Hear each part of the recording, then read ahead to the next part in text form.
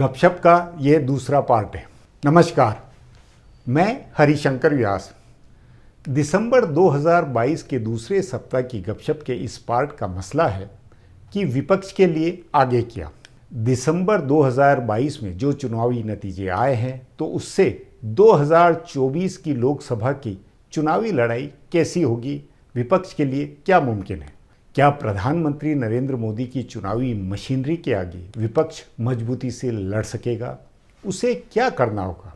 तभी इस पार्ट की पहली गपशप का मेरा शीर्षक है, फिर यह सत्य साबित कि बिना एकता के विपक्ष नरेंद्र मोदी को नहीं हरा सकता। हाँ, यदि विरोधी पार्टियों को सन 2023 के विधानसभा चुनावों और 2024 के लोकसभा चुनाव को दमदारी से लड़ना है तो ऐसा बिना एकजुटता व साझा अलायंस के संभव नहीं होगा। इस सत्य को पहले 2 राज्यों के विधानसभा चुनाव मतलब और दिल्ली नगर निगम के चुनाव तथा 5 राज्यों में हुए 6 विधानसभा और 1 लोकसभा सीट के उपचुनाव के नतीजों के आंकड़ों से समझना चाहिए। गुजरात में भाजपा का वोट प्रतिशत बढ़ा है, जिसका मतलब है कि अगर आम आदमी पार्टी नहीं भी चुनाव लड़ी होती तब भी वह जीतती, लेकिन तब जीत इतनी बड़ी नहीं होती भाजपा की और कांग्रेस इस तरह से खत्म नहीं होती। इसी तरह यदि आम आदमी पार्टी हिमाचल प्रदेश में पूरी ताकत से लड़ गई होती तो फिर भाजपा आराम से जीत जाती। ऐसे ही दिल्ली नगर निगम के चुनाव में कांग्रेस थोड़े और वोट काट लेती तो चौथी बार वापस भाजपा जीत जाती। उपचुनावों में भी उत्तर प्रदेश में पहले आजमगढ़ लोकसभा का उपचुनाव हुआ था, उसमें बसपा ने उम्मीदवार उतार दिया था जिसको 2.5 लाख से ज़्यादा वोट मिले थे और सपा हार गई थी। लेकिन इस बार मैनपुरी में बसपा ने उम्मीदवार नहीं उतारा तो समाजवादी पार्टी बहुत बड़े अंतर से चुनाव जीत गई।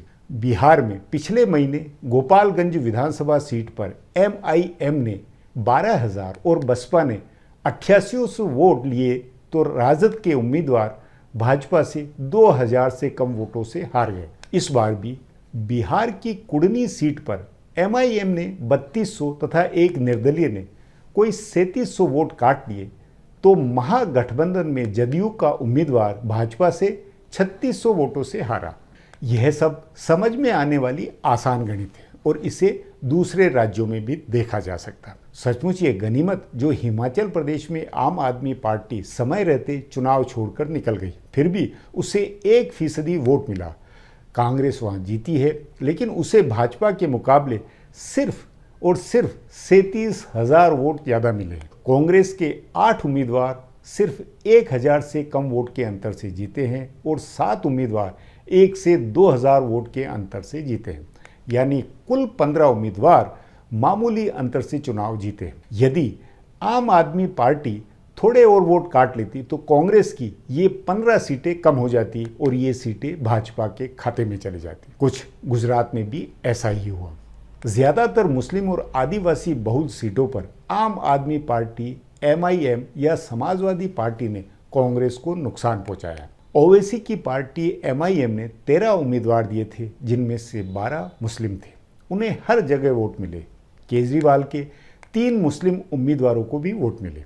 आदिवासियों के लिए आरक्षित 27 में से 7 सीटों पर आम आदमी पार्टी दूसरे स्थान पर थी। भाजपा इन 27 में से 24 सीट पर जीती तो इसमें आप पार्टी का बड़ा योगदान है। सौराष्ट्र की 48 सीटों में सिर्फ 19 सीटें पिछली बार भाजपा ने जीती थी, लेकिन इस बार वह 46 सीटें जीत गई।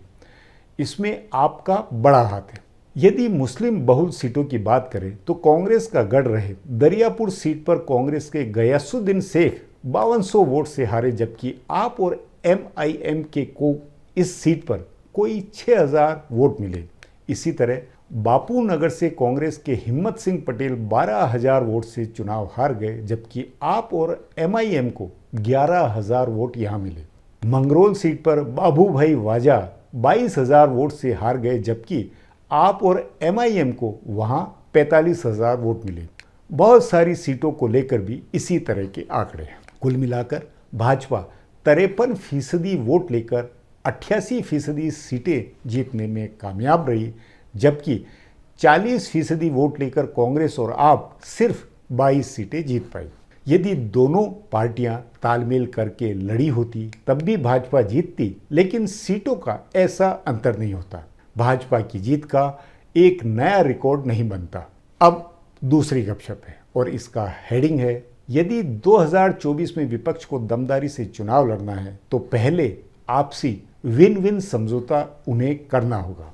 सचमुच सवाल है ये कि भाजपा विरोधी पार्टियों में पहले कौन सा नेता है जो विपक्ष में एकजुटता तथा आपसी समझौता करा सके, ऐसा समझौता जो सभी पार्टियों के लिए फायदेमंद हो, ऐसा समझौता जिसमें किसी पार्टी का नुकसान नहीं हो और भाजपा को एकजुटता के साथ साझा टक्कर दी जा सके।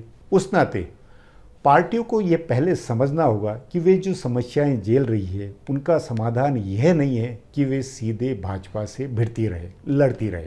ध्यान रहे, आज देश की कोई पार्टी या कोई नेता ऐसा नहीं है जिसके ऊपर केंद्रीय एजेंसियों की जांच तलवार नहीं लटकी है। अरविंद केजरीवाल की सरकार के उप मुख्यमंत्री मनीष सिसोदिया की सीबीआई और ईडी दोनों से जांच चल रही है। एक मंत्री सत्येंद्र जैन हवाले से जुड़े मामले में जेल में बंद है। जल बोर्ड में कथित घोटाले की जांच के लिए लिख दिया गया है। बस घोटाले की जांच की आज बहुत संभव है सीधे केजरीवाल तक पहुंच जाए। विपक्षी एकता के लिए सबसे मुखर होकर काम करने वाले तेलंगाना के मुख्यमंत्री के चंद्रशेखर राव की एमएलसी बेटी कविता को दिल्ली के शराब घोटाले में सम्मन जारी हुआ। उधर लालू प्रसाद से लेकर अखिलेश यादव और ममता बनर्जी से लेकर उद्धव ठाकरे तक हर नेता के परिवार या पार्टी के दूसरे लोगों के खिलाफ जांच चल रही है। भाजपा विरोधी पार्टियों के सामने यह इकलौती समस्या नहीं है, बल्कि सबके सामने सचमुच में अस्तित्व का संकट है। जाहिर है, केंद्रीय एजेंसियों की जांच के दबाव के अलावा भी कई तरह की समस्याएं। जहां विपक्षी पार्टियों की सरकारें हैं, वहां राज्यपालों के जरिए सरकार के कामकाज में दखल है। विधानसभा से पास हुए बिल तक रोके जा रहे हैं, फैसले लटकाए जा रहे हैं। जहां विपक्षी पार्टियां जीत रही है, वहां उनके विधायक और पार्षद तोड़े या खरीदे जा रहे हैं। भय या लालच में नेताओं की दल बदल हो रही है। ज़्यादातर पार्टियों के फंड खत्म हो रहे हैं, उनके पास चुनावी खर्च की कमी है, उन पर निगरानी हो रही है। एक ऐसा सिस्टम बना दिया गया है कि कारपोरेट का चंदा उनको नहीं मिल पाए। अगर कोई पार्टी ये सोचती है कि वह अकेले चुनाव लड़कर भाजपा को हरा देगी और इन समस्याओं से निजात पा जाएगी, तो वह बहुत बड़ी गलतफहमी में है। बावजूद इसके सवाल है कि यह बात विपक्षी पार्टियों को कौन समझाएगा? कैसे विपक्षी पार्टियां समझदार बनेगी? किसके बूते संभव है कि सभी विरोधी पार्टियों को एक टेबल पर लाया जाए और राज्यवार गठबंधन की पहल हो जाए? यह संभव नहीं है कि 1977 की तरह सभी विपक्षी पार्टियां एक चुनाव चिन्ह पर लड़ें या 1989 की तरह कोई बड़ी लहर पैदा हो और एक छाता अलायंस बने जिसके नीचे सभी विपक्षी दल हो। उस नाते सन 2024 के लोकसभा चुनाव के लिए सभी विपक्षी पार्टियों को आपस में राज्यवार अलायंस बनाना होगा, प्रदेशवार गठबंधन बनने होंगे। जिस राज्य में जो पार्टी बड़ी ताकत है वह बड़ी ताकत रहे, बाकी पार्टियां उसकी मदद करें और बदले में बड़ी पार्टी दूसरी छोटी पार्टियों के हितों का भी ख्याल रखे। जैसे मिसाल के तौर पर पश्चिम बंगाल में ममता बनर्जी बड़ी पार्टी के तौर पर जरूर चुनाव लड़े, लेकिन लेफ्ट और कांग्रेस पार्टियों को भी वह सम्मानजनक कुछ सीटें दे। यदि ममता इस भरोसे में है कि वे विधानसभा में जीती है तो लोकसभा में भाजपा की जीती 18 सीटें छीन लेगी, तो अकेले ऐसा सोचना गलतफहमी है। भाजपा को रोकने के लिए उनको कांग्रेस और लेफ्ट की मदद की जरूरत होगी। इसी तरह तेलंगाना में के चंद्रशेखर राव बड़ी ताकत के तौर पर भले लड़े, लेकिन कांग्रेस के हितों का भी उन्हें ध्यान रखना होगा। ध्यान रहे, किसी क्षेत्रीय पार्टी को दूसरे के राज्य में जाकर नहीं लड़ना चाहिए। सबको अपने राज्य में लड़ना है, अपने राज्य में उनके वोट का बंटवारा न हो, इसका समझौता होना चाहिए, समझौता करना है। बिहार के मुख्यमंत्री नीतीश कुमार ने इस तरह की कुछ पहल की है। उनसे पहले के चंद्रशेखर राव ने भी पहल की थी। वे विपक्षी पार्टियों के शासन वाले कई राज्यों में गए, मुख्यमंत्रियों और विपक्षी पार्टियों के नेताओं से मिले और एक संघीय मोर्चा बनाने पर उन्होंने चर्चा की। जाहिर है, चंद्रशेखर राव चाहे तो विपक्षी एकता का काम कर सकते हैं। लेकिन मुश्किल यह है कि उनके यहाँ 2023 के अंत में चुनाव है। अगर वे लगातार तीसरी बार चुनाव जीत जाते हैं तो उनका कद और बढ़ेगा, तब वे ज़्यादा दम के साथ पहल कर सकेंगे। लेकिन उसके बाद समय बहुत कम बचेगा। इस लिहाज से समय नीतीश कुमार, ममता बनर्जी और के स्टालिन के पास है। ये नेता भी एकता बनवाने की कोशिश कर सकते हैं, पहल कर सकते हैं और सभी पार्टियों से, उनके नेताओं से बात कर सकते हैं। इस कोशिश में सबसे ज़रूरी बात है कि अरविंद केजरीवाल को कौन समझाए और कैसे समझाए। देश के ज़्यादातर राज्यों में छत्रपों की अपनी राजनीति है। कोई दूसरा छत्रप उनकी राजनीति में दखल नहीं देने जा रहा है। कांग्रेस हर जगह है, लेकिन बिहार से लेकर झारखंड और तमिलनाडु से लेकर महाराष्ट्र तक में उसने प्रादेशिक छत्रपों के साथ अलायंस बनाया है और उनके साथ लड़ती है। सिर्फ आम आदमी पार्टी और ओवैसी की MIM दो ऐसी पार्टियां जो कहीं भी जाकर चुनाव लड़ जाते हैं। इन दोनों से कांग्रेस को भी नुकसान है तो दूसरी प्रादेशिक पार्टियों को भी। ज़्यादा समस्या कांग्रेस को है, क्योंकि जिन राज्यों में कांग्रेस की भाजपा से सीधी लड़ाई है उन्हीं राज्यों पर केजरीवाल की नज़र है। कांग्रेस के साथ समस्या है कि वह जिस तरह से राज्यों में छत्रपों के लिए अपनी जमीन छोड़ती गई है, उसी तरह यदि आपके लिए वह जमीन छोड़ेगी तो वह फिर आगे पूरी तरह खत्म हो जाएगी। इसलिए कोई ऐसा नेता चाहिए जो केजरीवाल और कांग्रेस से इस तरह की बात कराए जिसमें दोनों में से किसी के हित को बहुत ज़्यादा नुकसान नहीं पहुंचे।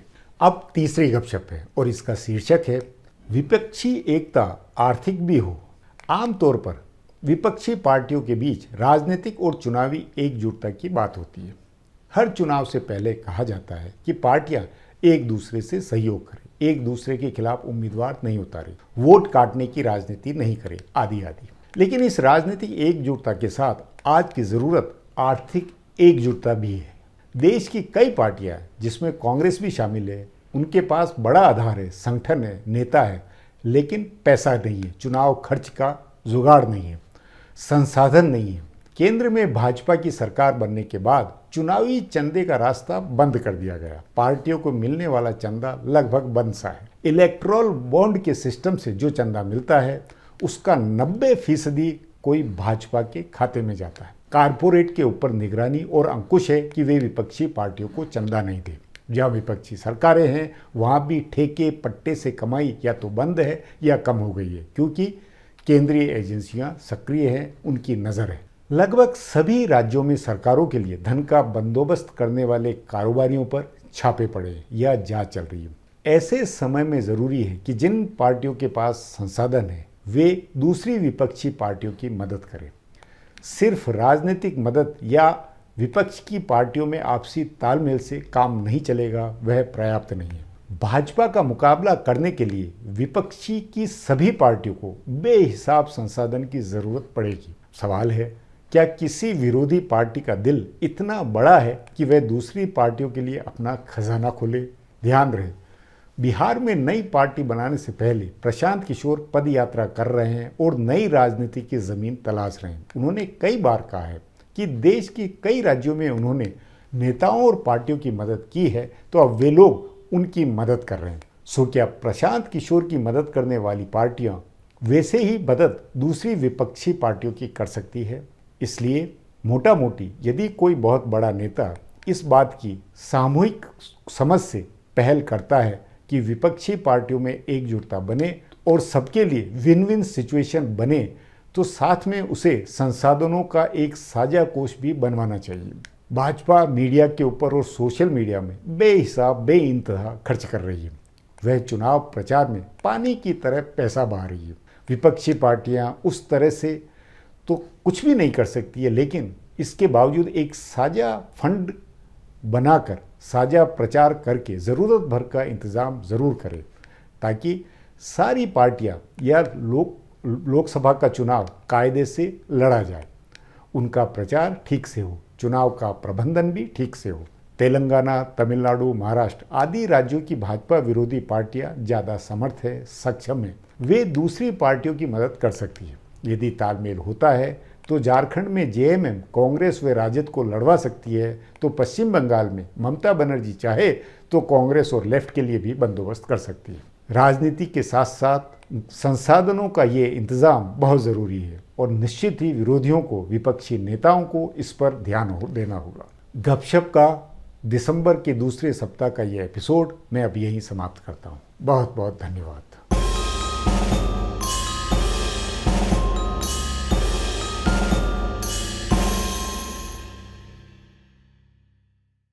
Do not forget to subscribe to our channel for all the latest gossip on politics and my take on world affairs.